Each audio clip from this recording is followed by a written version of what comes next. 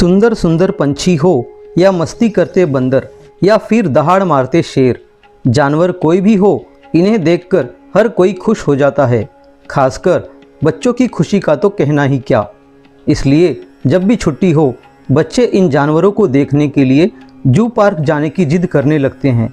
ऐसे में समय निकालकर बच्चों को मनोरंजन के लिए ले जाने में अभिभावकों को थोड़ी मुश्किल हो जाती है। ऐसे में हम आज माता पिता की ये मुश्किल दूर करते हुए ले चलते हैं हैदराबाद के नेहरू जू पार्क की यात्रा पर। नमस्कार, मैं हूं सूर्य प्रकाश तिवारी, आप देख रहे हैं विजय न्यूज़। आज हम आपको नेहरू जूलॉजिकल पार्क की विशेष यात्रा कराएंगे। यहाँ की क्या है विशेषता, चलिए देखते हैं इस खास स्टोरी में। तकरीबन 380 एकड़ में फैले हैदराबाद के इस नेहरू जू पार्क में कुल 194 प्रजातियाँ और लगभग 2300 जानवर देखे जा सकते हैं। इसलिए इसे देश का सबसे बड़ा जू पार्क कहा जाता है। इस जू पार्क की यात्रा में सबसे पहले इनसे मिलिए जिसे दुनिया लायन के नाम से जानती है। अपनी मदमस्त चाल में टहलता नजर आ रहा लायन अपनी जोड़ी के साथ पर्यटकों को विशेष पोज देता नजर आ रहा है। इन्हें देखने के लिए पर्यटक काफ़ी देर तक ठहर जाते हैं और फोटोग्राफी का लुत्फ़ उठाते हैं। लायन के बाद अगर कोई विशाल जानवर है तो वो है ये प्यारा सा हाथी, जो बड़े ही आराम से घास खाने में व्यस्त है। वहीं इस विशालकाय हिप्पोपोटामस को देखिए और इस प्यारे से भालू को देखिए। इन्हें देखने में पर्यटकों को बड़ा मज़ा आता है। इसी तरह लंगूर, हिरन और कई तरह के जानवरों को यहाँ देखा जा सकता है। इस जू पार्क की रोमांचकारी यात्रा में एक और इन खूबसूरत पंछियों को निहारते पर्यटक है, तो दूसरी ओर पर्यटकों को देखकर दौड़ते दहाड़ते चीते को भी देखा जा सकता है। यही नहीं, गर्मियों के कारण ठंडे पानी में मौज लेते वाइट टाइगर को भी यहाँ देखा जा सकता है। इसी तरह गर्मी के कारण दूर पेड़ की छांव में आराम करते शेर को भी देखा जा सकता है। गर्मियों में यहाँ सभी जानवरों के लिए पानी के फव्वारे, अन्य सुविधाओं का विशेष इंतजाम किया जाता है।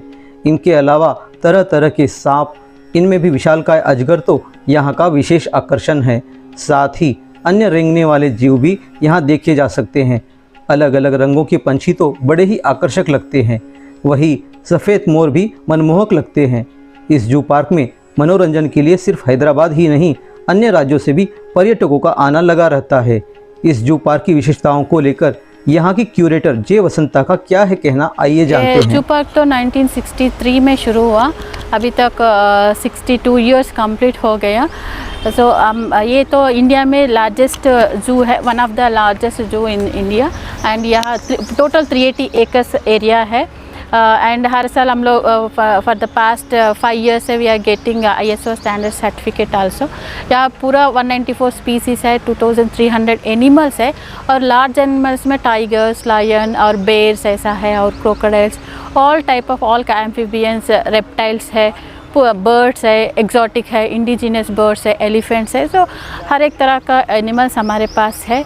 और यहाँ तो मेन अट्रैक्टिव्स होता है जू और safari, land safari, tiger safari, बेर सफारी एंड बाइसन सफारी है।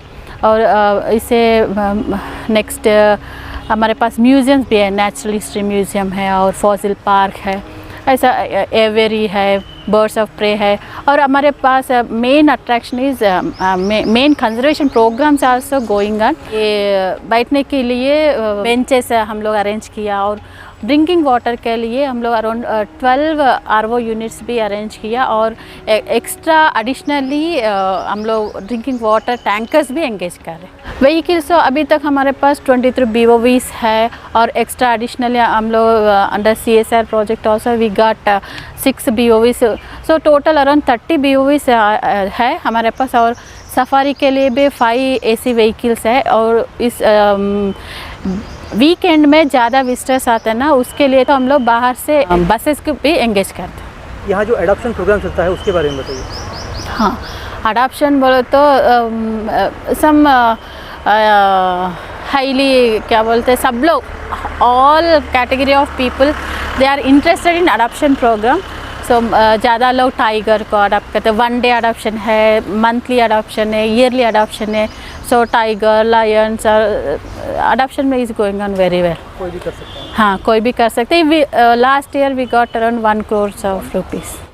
इस जू पार्क की एंट्री फीस बड़ों के लिए 100 रुपये और बच्चों के लिए 50 रुपये है, तो वहीं पर्यटकों की सुविधा के लिए 30 के करीब बैटरी वाले वाहन भी उपलब्ध है। इसके अलावा यहाँ फूड कोर्ट भी उपलब्ध है। यही नहीं, अध्ययन के संदर्भ में आने वाले छात्रों और शोधार्थियों के लिए भी विशेष इंतजाम किए जाते हैं। वहीं यहाँ के जानवरों को गोद लेने की भी विशेष योजना चलाई जाती है, जिसके तहत कोई भी किसी भी जानवर को 1 दिन या 1 महीने या 1 साल के लिए गोद लेकर उसका पूरा खर्चा उठा सकता है।